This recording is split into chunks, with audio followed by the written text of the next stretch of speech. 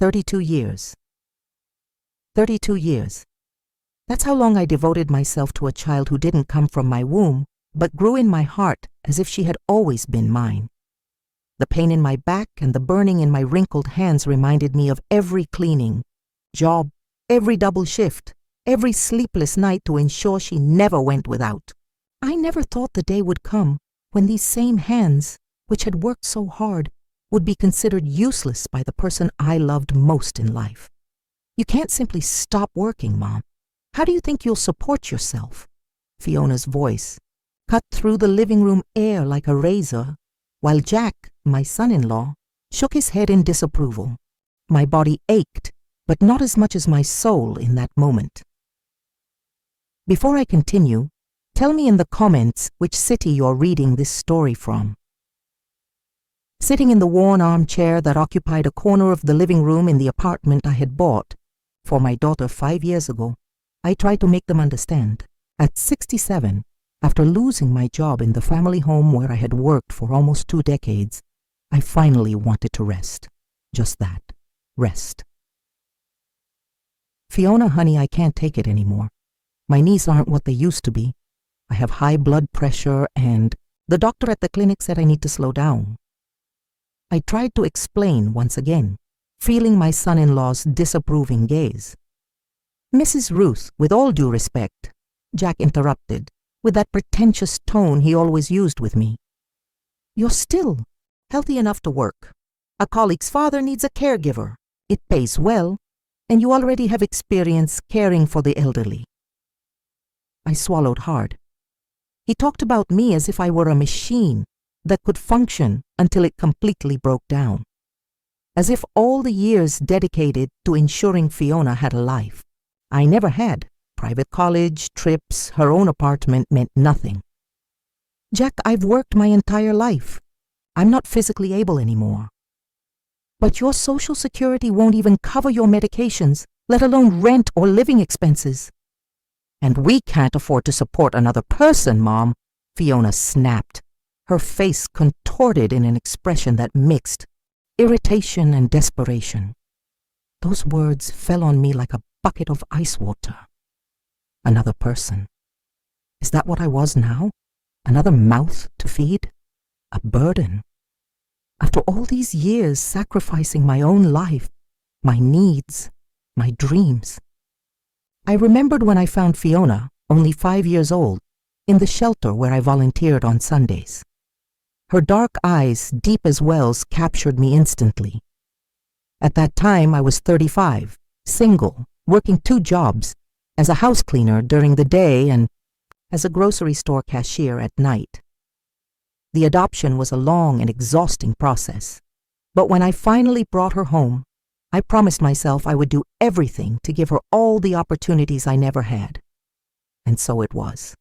I saved every penny, worked in homes where I was treated as invisible, endured abusive employers, all to pay for private school English classes and her business degree. When Fiona met Jack at university, I saw in him the possibility for her to have the structured family I always dreamed of for her.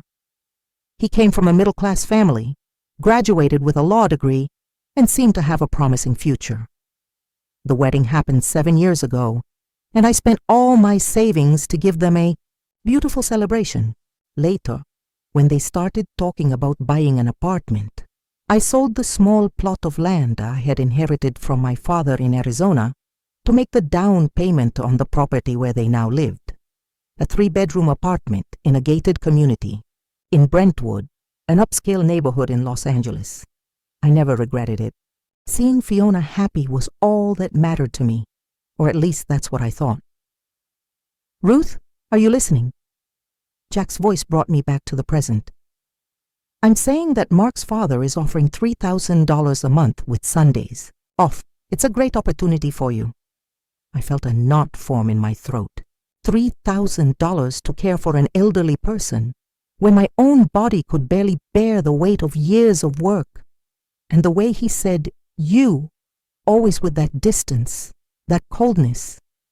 Was I never Mrs. Ruth or simply Ruth? Was I never truly part of the family? I'm listening, Jack. I'm hearing more than you imagine. My voice came out firmer than I expected. I've worked my entire life. I sacrificed for you both. I bought this apartment. I paid for both your college degrees. I never complained, never asked for anything in return. And now that I need a little rest, you treat me like a burden. Fiona's eyes widened, surprised by my tone. In all these years, I rarely raised my voice or asserted myself. I always yielded, always understood, always put myself last. Mom, that's not it. We're being realistic. You don't have a decent retirement, you don't have health insurance, and your health problems will only get worse with time. We're concerned about your future. She tried to soften it, but her words sounded hollow, rehearsed.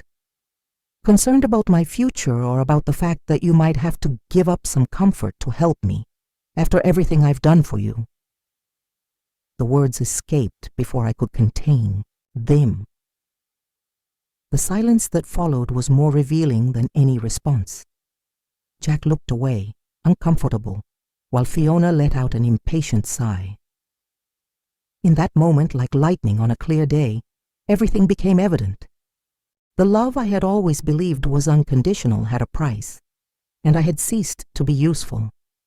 All the nights I came home exhausted, all the weekends working while Fiona went out with friends, all the clothes I didn't buy for myself so she could have the best, all this now seemed like a foolish, naive sacrifice.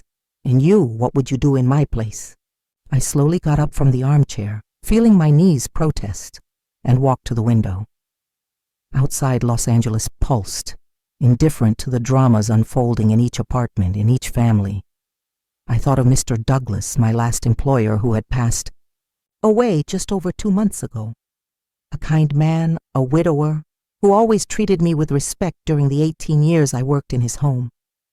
Unlike many, he conversed with me, asked my opinion, treated me like a human being and not a cleaning machine. He, idiot, was the one who encouraged me to study, approaching 50, completing high school through a GED program. He was the one who, noticing my dedication, voluntarily increased my salary several times over the years. And he was the one who, before passing, did something that would completely change the course of my life, something that neither Fiona, nor Jack, nor anyone knew. Do you really think I'm only good for cleaning floors and caring for the elderly? I asked, still with my back to them, watching the sunset that tinged the Los Angeles sky orange and pink. Do you think I don't have the right to rest after a lifetime of work? Mom, it's not like that, Fiona began, but I interrupted her with a gesture. You know, the last thing I expected was having to prove my worth to the people I loved most in my life. I turned to face them, feeling a mixture of pain and determination growing inside me. Maybe it's time to do something I've never done in all these years. Put myself first. Jack let out a dry, cynical laugh. And how do you plan to support yourself with your $800 Social Security check? It was my turn to smile, a sad smile that carried decades of disillusionment. No, Jack, not all employers are like you, who see people as disposable tools. I walked to my worn purse, from which I took a brown envelope. Inside it were papers that I had carefully kept for almost 2 months since the reading of Mr. Douglas's will. Mr. Douglas, my last employer, passed away leaving something for me. Something he said was a way to repay me for all the years of dedication and companionship. I spread the documents on the coffee table, before Fiona and Jack's astonished gaze. He left me an apartment in Sherman Oaks and a significant amount in investments. Jack's eyes quickly scanned the documents, his expression changing from disbelief to astonishment, and finally to something I recognized as poorly disguised greed. Fiona, for her part, seemed too shocked to react. Is this true? How much did he leave? Jack asked, his voice suddenly friendlier, almost syrupy. Enough for me to never need to work again in my life, Jack. Enough for me to buy my own house, have my own health insurance, and live with dignity. I collected the documents, returning them to the envelope. Enough for me to finally understand that some people only value us for what they can take from us. "Mom, we didn't know," Fiona began, her eyes now watery. It was hard to tell if, from remorse or from the sudden realization that I would no longer be the source of resources they expected to exploit until the end. "Of course you didn't know. You never asked about me, about my feelings, about my plans. For you, I was just the maid who happened to also be a mother. The woman who paid the bills, who funded the luxuries, who was always available when needed, but who should disappear when she became inconvenient." I stood up, feeling a strength that I hadn't experienced in a long time. It wasn't anger, not even hurt. It was crystalline clarity, an absolute certainty that the moment had come for me to free myself. "I'm leaving. Tomorrow. I'll stay in the apartment Mr. Douglas left me until I find a place that's truly mine." "But Mom, we can talk about this." Fiona approached, trying to hold my hand, a sudden concern on her face that seemed more calculated than sincere. "There's nothing more to talk about, daughter. You've made very clear what you think. Now I need to do what I should have done a long time ago. Live for myself." That night, as I packed my few belongings in the small maid's room where I slept in the apartment that I myself had bought for my daughter, I felt a mixture of liberation and sadness.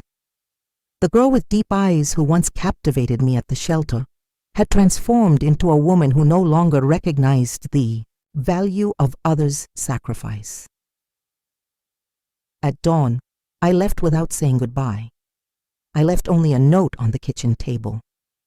"I will always love you, but it's time I learned to love myself too. When you understand the difference between love and exploitation, you know where to find me. Until then, I'll live the life I postponed for you for decades." The taxi took me to the apartment in Sherman Oaks, a traditional neighborhood in Los Angeles. It was a simple property, but well-maintained, in an old building with a view of a tree-lined square. As I opened the door, I smelled wood and something I didn't immediately recognize: possibility. Those walls represented not just a roof, but the chance to start over at 67. In the days that followed, I didn't answer Fiona's numerous calls. I knew very well what she wanted. It wasn't my presence, my affection, or my forgiveness. It was my money. The first message she sent me, hours after my departure, said, "Mom, we need to talk about these investments. Maybe we can use part of them to pay off the apartment." Not a word of regret. No apology for having treated me like a disposable object. A week later, when I finally felt ready, I went to Mr. Douglas's lawyer's office to better understand what I had inherited. Mr. Campbell, a gentleman with gray hair and kind eyes, explained that besides the apartment, Mr. Douglas had left me an investment portfolio, totaling almost $2 million. "He asked me to explain everything to you in detail, Mrs. Ruth. He wanted you to have the autonomy to manage this wealth, but he also left some recommendations on how to preserve it and make it grow." Sitting in that leather chair, hearing terms like fixed income, dividends, and compound interest, I thought about how life could be ironic. I spent decades cleaning other people's houses, saving every penny, to give my daughter a middle-class life. And now, at 67, I myself had become a woman of means. "Did you understand everything, Mrs. Ruth? Any questions about the investments?" Mr. Campbell asked me, observing me carefully. "I think so. The money is safely invested, and I can use the returns to live without touching the principal amount, right?" "Exactly. If managed prudently, this wealth can ensure that you live comfortably for the rest of your life and still leave a legacy if you so desire." A legacy. The word resonated in my mind. What legacy would I leave? A daughter who only valued me for what I could give her. a life dedicated to sacrifices that in the end meant nothing to the one who should have been grateful. Mr. Campbell, I want to make some changes in my life, starting with a place that's truly mine. In the following weeks, with the lawyer's help, I found a single-story house in Pasadena, a tree-lined and peaceful area of Los Angeles. It was an old house, but solid, with a small garden where I could plant the flowers I had always dreamed of having. I bought the property outright, something I never imagined possible in my life. The sensation of having the keys to my own house, chosen by me and for me, was indescribable. During this period, Fiona continued trying to contact me. Her messages oscillated between feigned concern and poorly disguised irritation at my not responding. Jack, for his part, showed up at the Sherman Oaks apartment, where the doorman, following my instructions, informed him that I wasn't receiving visitors. That's when things started to take a turn I didn't expect. One afternoon, while organizing the move to my new house, I received a call from an old friend, Connie, who had worked with me in a family home in Beverly Hills years ago. "Ruth, have you seen what your daughter is posting on social media?" Connie's voice sounded concerned. "No, Connie. You know I don't understand much about these internet things," I replied, feeling a chill in my stomach. "She's saying horrible things, Ruth, that you abandoned her, that you went crazy after receiving an inheritance, that you're being manipulated by people who only want your money." Connie's words hit me like a punch. I asked her to show me what Fiona was publishing, and that same afternoon, my friend came to the apartment with her cell phone. What I saw left me breathless. Fiona had created a series of posts on Instagram and Facebook with old photos of us, telling a distorted story where I was presented as a confused elderly woman who, upon receiving an unexpected inheritance, had abandoned her family and fallen into the clutches of opportunists. She portrayed herself as the dedicated and concerned daughter, devastated by the sudden change in behavior of the mother who had always been loving and present. And people are. Believing this, I asked, feeling my voice falter. "Many are, Ruth. She has a lot of followers, knows how to talk." At that moment, I felt a fury I had never experienced before. It was as if each lie posted by Fiona burned inside me, erasing any remnant of guilt or hesitation I might feel. "Teach me to use these things, Connie. Help me create a profile or whatever it's called." Connie looked at me surprised. "You want to get on social media? Are you sure?" "Absolutely. If she can tell lies about me, I can tell the truth about both of us." In the days that followed, with Connie's patient help, I created my first social media profiles. I learned to post, to respond to comments, to use hashtags. At first, my goal was just to defend myself against Fiona's accusations, but I soon realized that this virtual space could be much more. I began to share my story, not with anger or to attack my daughter, but to show the reality of so many women like me, domestic workers, single mothers, women who sacrificed everything for their children only to be discarded when they ceased to be financially useful. I posted old photos from when I worked in family homes. I shared stories about how I saved every penny to pay for Fiona's private school, to buy the brand-name clothes she demanded, to finance the school trips she insisted on attending. I told about the Christmases I spent working in other people's homes so she could have the presents she wanted. To my surprise, these stories began to resonate. Women from all over America, many in the same situation, commented, shared, sent messages of support. Each day, more people followed my profile. More people heard my version. "Ruth, you're going viral!" Connie exclaimed about 2 weeks later, when one of my posts surpassed 100,000 likes. "People are asking to interview you. Did you know?" The news caught me by surprise. I never imagined my story could interest so many people. But there I was, a 67-year-old woman, suddenly transformed into a kind of digital influencer, giving voice to invisible women like I had been for so long. The invitation for a live interview on a popular podcast came soon after. It was a program focused on life stories, conducted by a young journalist who had been touched by my account. I accepted, despite the nervousness, the insecurity, the years of forced silence. On the day of the interview, sitting before the camera, I shared my life without filters. I spoke of the years of hard work, Fiona's adoption, the sacrifices I made for her.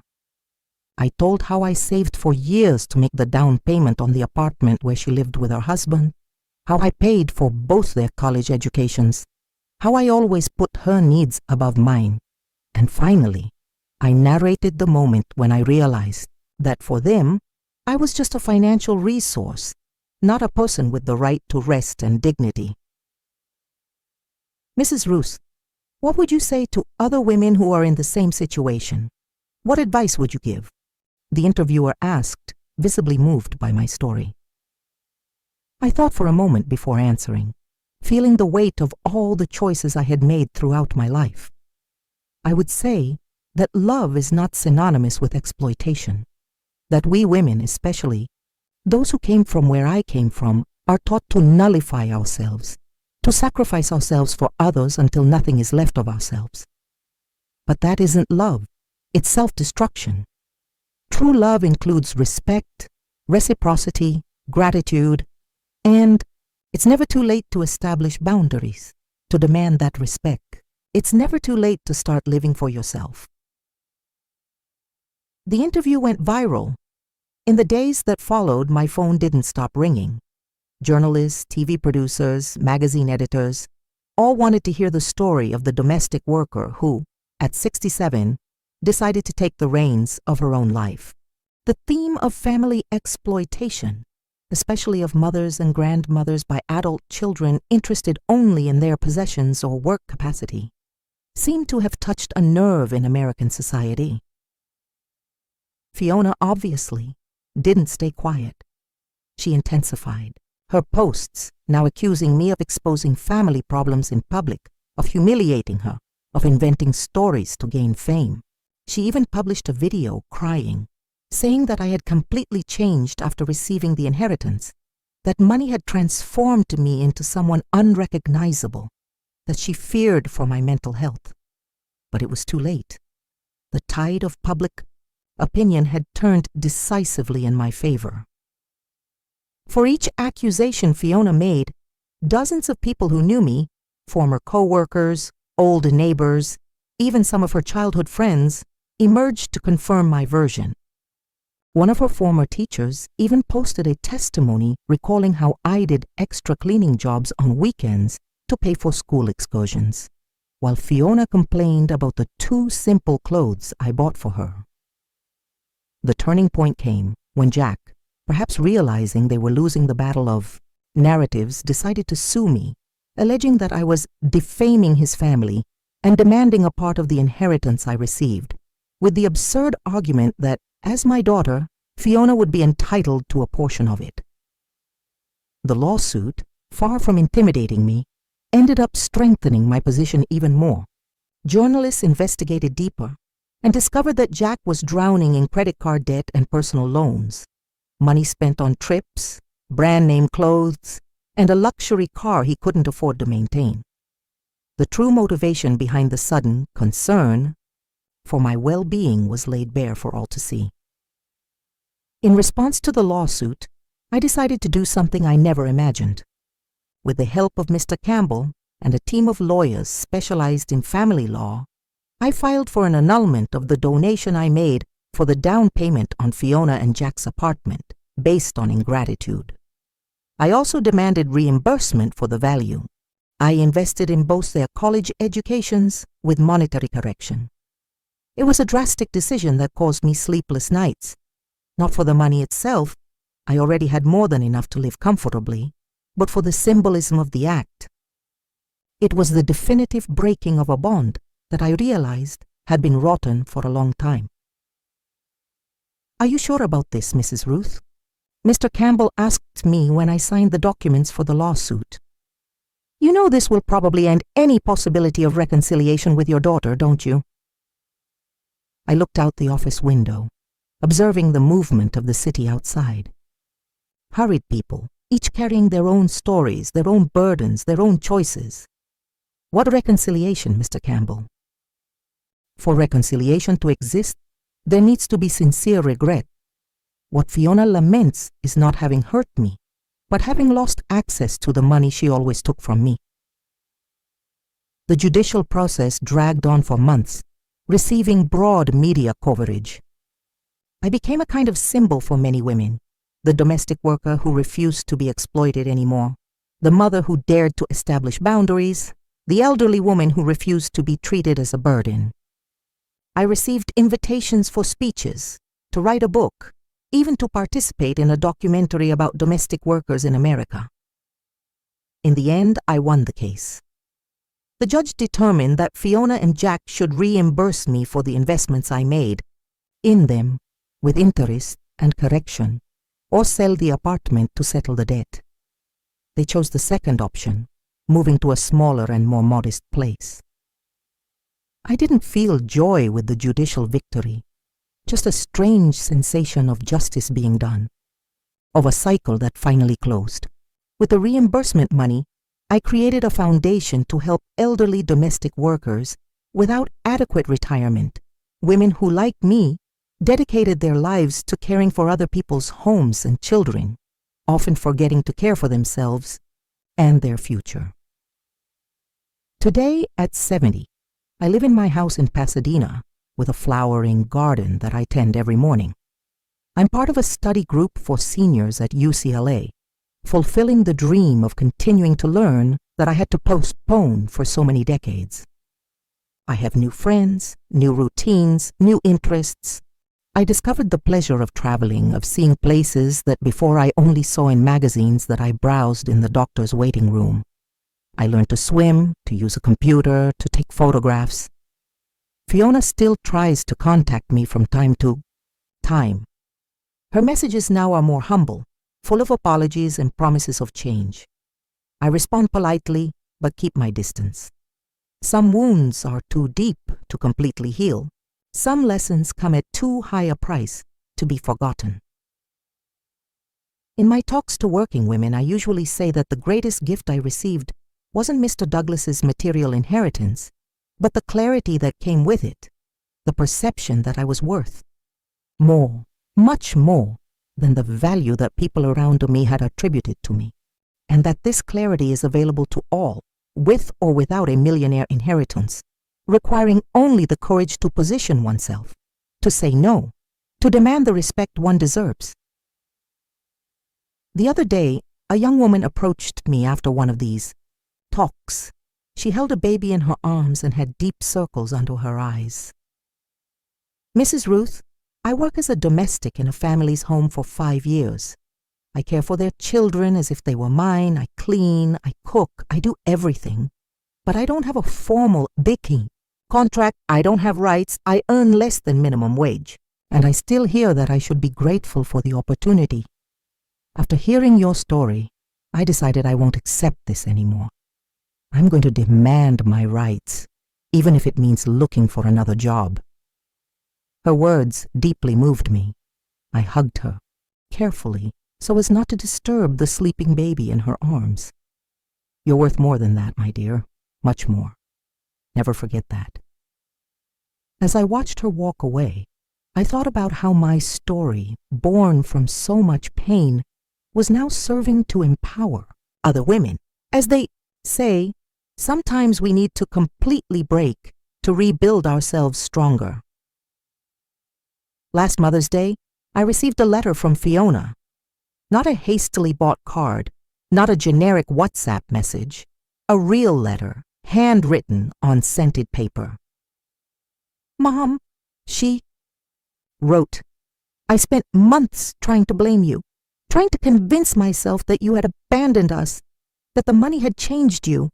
But the truth, which I can only now admit, is that I exploited you for years. I accepted your sacrifices as if they were your obligation. I never thought about how you felt, the tiredness you carried, the dreams you postponed for me. I was an ungrateful daughter, and Jack was a self-interested son-in-law. I don't know if you'll ever be able to forgive me. I don't know if I deserve that forgiveness. But I want you to know that thanks to you, I'm learning to be a better person. I lost the apartment, the car, the status, but I gained a conscience I never had before. Jack and I separated. He never accepted our new financial condition.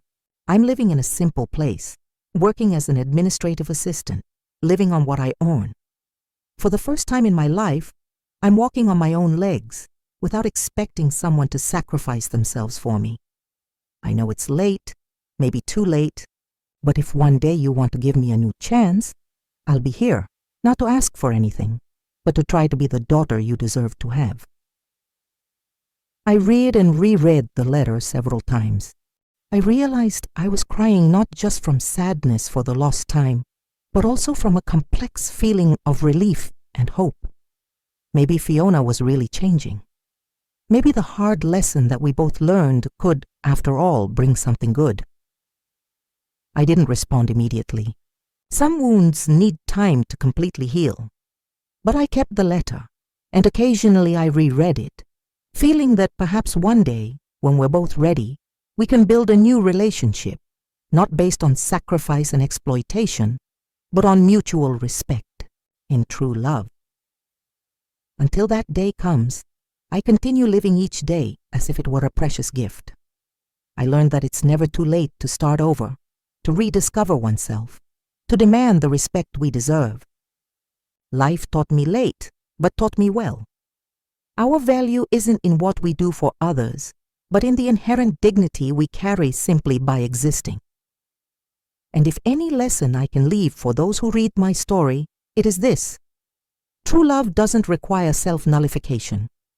True love is reciprocal, it's respectful, it's liberating. Anything different from this isn't love, it's exploitation. And none of us, regardless of our age, origin, or social condition, was born to be exploited. Thank you for coming this far with me. If this story touched your heart in some way, share it. There are many Ruths out there, silenced by the gratitude they never received, by the exhaustion of a life of unrecognized sacrifices. And maybe, just maybe, my story can give them the courage I once found to say, enough. Now it's my turn to live.